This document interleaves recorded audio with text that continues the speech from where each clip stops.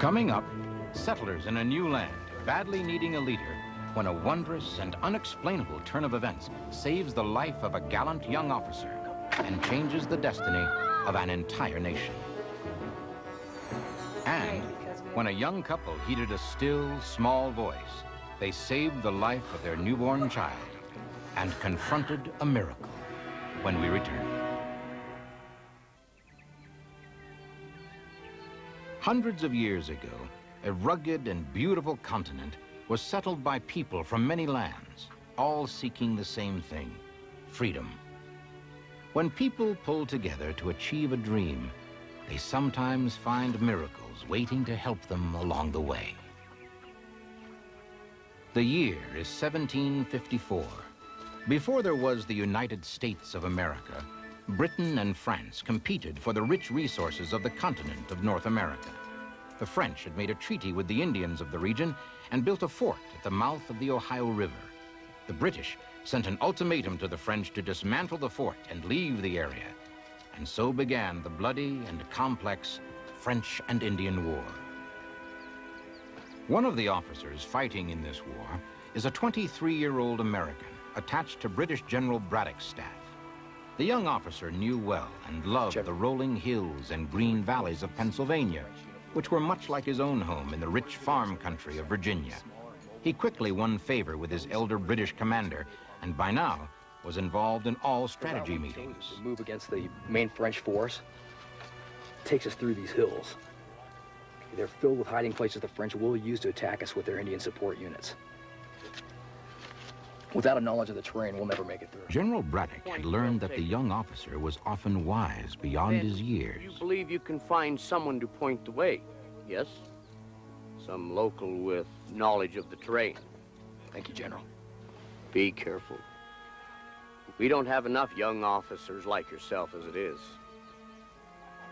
The young officer enjoyed nothing better than having important work to do, even if it was difficult and dangerous. And he enjoyed serving under a leader like General Braddock. In less than a minute, he was ready to undertake his important assignment.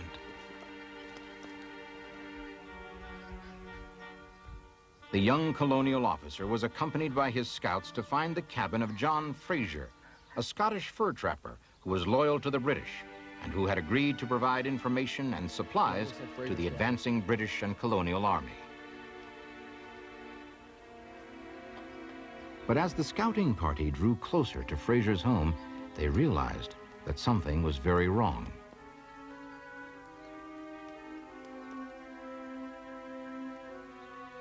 Knowing that the man he sought had no doubt been killed or kidnapped by the French militia, the young officer was still insistent on exploring further. He felt strangely drawn to this little cabin in the woods.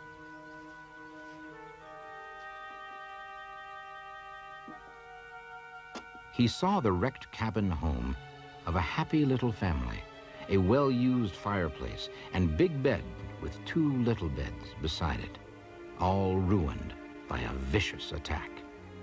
The young officer envisioned the little family that once called this their home, and the suffering he knew they had felt broke his heart.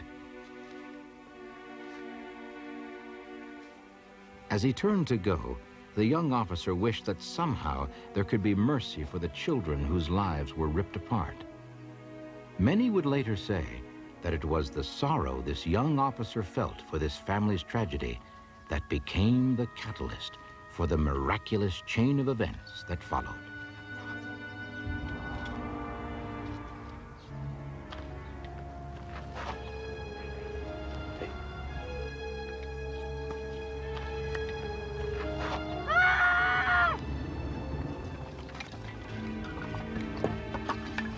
It's all right. Come on, boy. Put your head. Oh, there. It's all right. You have another. Come on, boy. When their parents had heard the approaching French army, they had quickly hidden the boys in the safest place they could find at hand. It's all right. Now, both boys were nearly frozen from their long night outdoors, but their shivering was not from the cold, but from stark, blind terror. Learning that the boys' parents were dead, The officer judged that there was nothing left to do but return to camp, taking the boys as their special charges.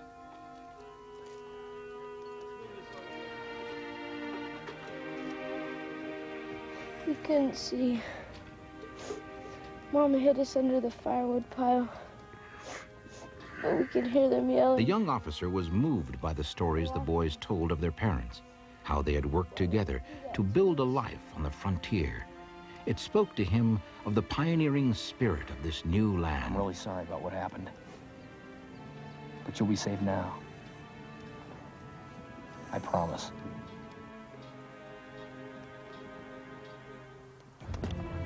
Later that day, he wrote in his journal about the new people. They were no longer British nor European, he wrote, but a new people, discovering a new way of life, all their own in this rough but plentiful wilderness.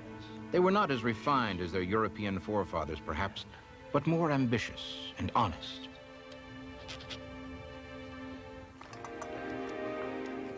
I want to send the boys back to Philadelphia, as you requested. Yes, sir. They have a grandmother there who's going to... I know.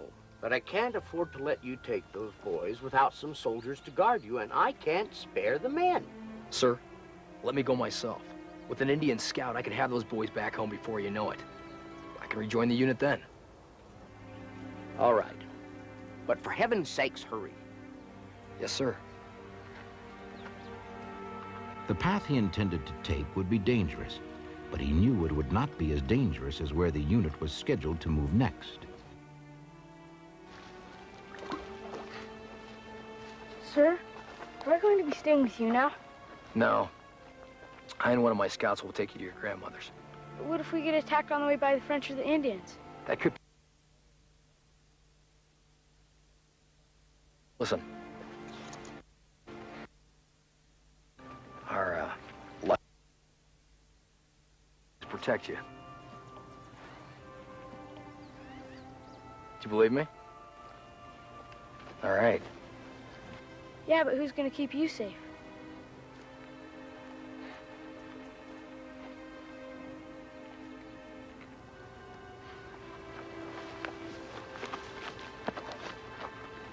Of course, the young officer could not yet know it, but he would soon encounter a miracle brought on by the extraordinary faith of two young boys. That same day, the party headed out on the long journey to Joshua and Andrew's new home. In this new land, there were few roads, and often the shortest distance between two colonies was a straight line through dense woods. This path would have been the fastest, but it had the potential to also be the most dangerous. Suddenly, the uncanny senses of the native guide warned of suspicious sound.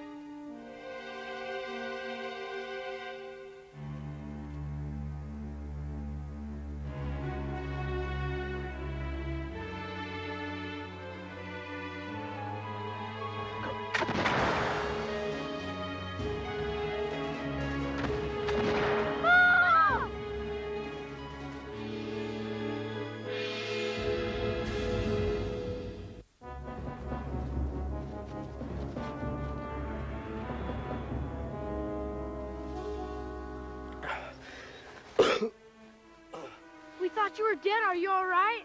Yeah, I'm fine. Just stunned.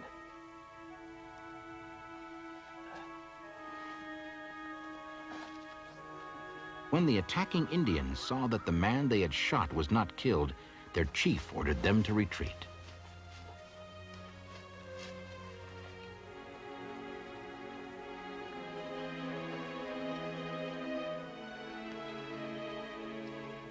Two large coins in the young officer's pocket had stopped the two bullets fired at him. Didn't I give these to you? Each coin was creased by the force of the pellets that would otherwise have buried themselves in his heart. The young officer could not understand how. Both coins had somehow made their way back to him and stopped the two bullets intended to kill him. It was only a few days' travel on to Philadelphia, where the boys were united with their grandmother, Mrs. Sarah Fraser.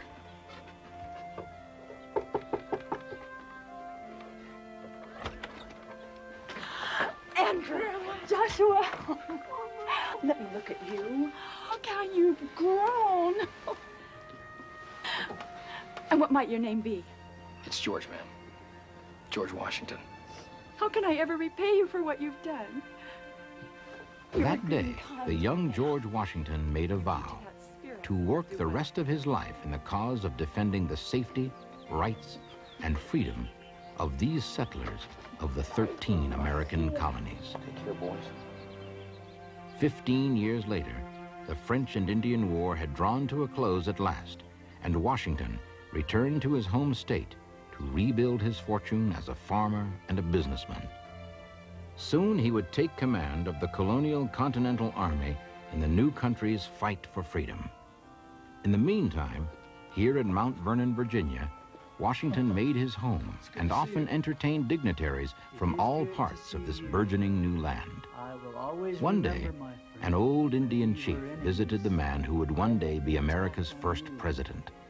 The chief told of how he had led the Indian attack that fateful day so long ago. He recalled the young officer who was alone and exposed, and how he had ordered his braves to be certain not to miss when they shot at this man. But, the chief now told him, a power far mightier shielded you. Seeing you were under the protection of the Great Spirit, we immediately ceased to fire at you. I will always remember also. It is humbling to realize that had not George Washington been miraculously saved that fateful day so long ago, America might not ever have been free to become the champion of liberty, and the world might have been a darker place.